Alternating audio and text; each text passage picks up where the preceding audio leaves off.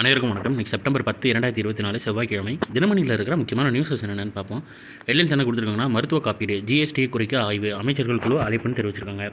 ஆயுள் மற்றும் மருத்துவ காப்பீடுகளுக்கான தவணைத் தொகை பிரீமியம் மீது விதிக்கப்படும் ஜிஎஸ்டி குறித்து ஆய்வு செய்ய அமைச்சர்கள் குழு அமைக்கப்படும் என்று மத்திய நிதியமைச்சர் நிர்மலா சீதாராமன் திங்கட்கிழமை தெரிவித்தார்.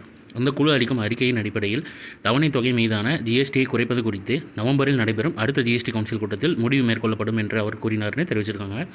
மத்திய நிதியமைச்சர் நிர்மலா சீதாராமன் தலைமையில் 54வது ஜிஎஸ்டி கவுன்சில் கூட்டம் அவங்க தலைமையில் தில்லியில் திங்கட்கிழமை நடைபெற்றது. இது எத்தனாவதுன்னு பார்த்துக்கோங்க, 54வது ஜிஎஸ்டி கவுன்சில் கூட்டம் தில்லியில் ஃபினான்ஸ் மினிஸ்டர் தலைமையில் நடைபெற்றிருக்கு. அடுத்ததாக கொஞ்சம் பேஜஸ்க்கு பொலிட்டிக்கல் அண்ட் ஜென்ரல் நியூஸஸ் தான். ஸோ டேரெக்டாக இன்றைக்கான திருக்குறள் என்னன்றதை பார்த்துருவோம்.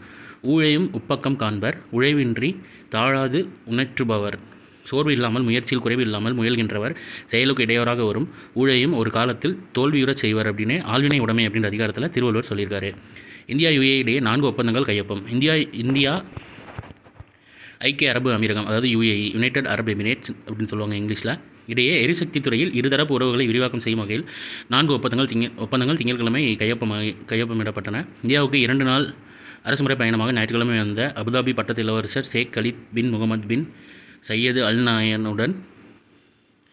நயானுடன் இரு நாடுகளிடையே பல்வேறு துறைகள் உறவுகள் மேம்படுத்துவது தொடர்பாக பிரதமர் மோடி ஆலோசனை மேற்கொண்டார். இதையடுத்து எரிசக்தி துறையில் இந்தியா யுஏஇ நிறுவனங்கள் இடையே 4 ஒப்பந்தங்கள் கையொப்பமிடப்பட்டன தெரிவிச்சுக்கோங்க. எந்த துறையில்னா எரிசக்தி துறையில் அப்படின்றத ஞாபகம் வச்சுக்கோங்க. அடுத்ததாக யுஎஸ் ஓப்பன் கிராண்ட்ஸ்லாம் போட்டியில் ஆண்டின் கடைசி கிராண்ட்ஸ்லாம் போட்டியான யுஎஸ் ஓப்பன் ஆடவர் ஒற்றை பிரிவில் இத்தாலியின் யானிக் சின்னர், இவரது வயது 23, சாம்பியன் கோப்பை வென்றிருக்காரு. வாகை சூடினார் யானிக் சின்னர்னு தெரிவிச்சிருக்காங்க. அண்ட் அதை பற்றி எலாபரேட்டாக கொடுத்துருக்காங்க. ஜஸ்ட் நீங்கள் யுஎஸ் ஓப்பன்னா ஆண்டு கடைசியில் நடைபெறும் கிராண்ட்ஸ்லாம் போட்டி ஞாபகம் வச்சுக்கோங்க. அதில் ஜெயிச்சவர் பேர் வந்து யானிக் சின்னர். எந்த நாட்டை சேர்ந்தவர் அப்படின்னா இத்தாலி நாட்டை சேர்ந்தவர். கடந்த 10 ஆண்டுகளில் எண்ணற்ற இளையோர்களுக்கு பத்ம விருதுகள் பிரதமர் பெருமிதம் தெரிவிச்சிருக்காங்க. கடந்த 10 ஆண்டுகளில் எண்ணற்ற இளையோர்களின் சாதனைகளை அங்கீகரித்து மக்களுக்கான பத்ம விருதுகளை வழங்கி கௌரவிக்கப்பட்டதாக பிரதமர் நரேந்திர மோடி திங்கட்கிழமை பெருமிதம் தெரிவித்தார். மேலும் அடுத்து அறிவிக்கப்படவுள்ள பத்ம விருதுகளுக்கு ஊக்கமூட்டும் சாதனையாளர்களை பரிந்துரைக்குமாறும் மக்களிடம் அவர் கேட்டுக்கொண்டார். இது குறித்து எக்ஸ் வலைதளத்தில் பதிவிட்டிருக்காரு. கடைசி பாருங்கள், பரிந்துரைகளை சமர்ப்பிக்க கடைசி நாள் வரும் ஞாயிற்றுக்கிழமை செப்டம்பர் 15 ஆகும். எனவே அதற்குள் https://awards.gov.in என்னும் வலைதளத்தில் பத்ம விருதுகளுக்கான பரிந்துரைகளை மக்கள் சமர்ப்பிக்க வேண்டும் என கேட்டுக்கொள்கிறேன் என குறிப்பிட்டு தான் தெரிவிச்சுக்கோங்க. அந்த வெப்சைட் பார்த்து வச்சுக்கோங்க. இது மூலிமா தான் பரிந்துரை செய்யப்படணும்.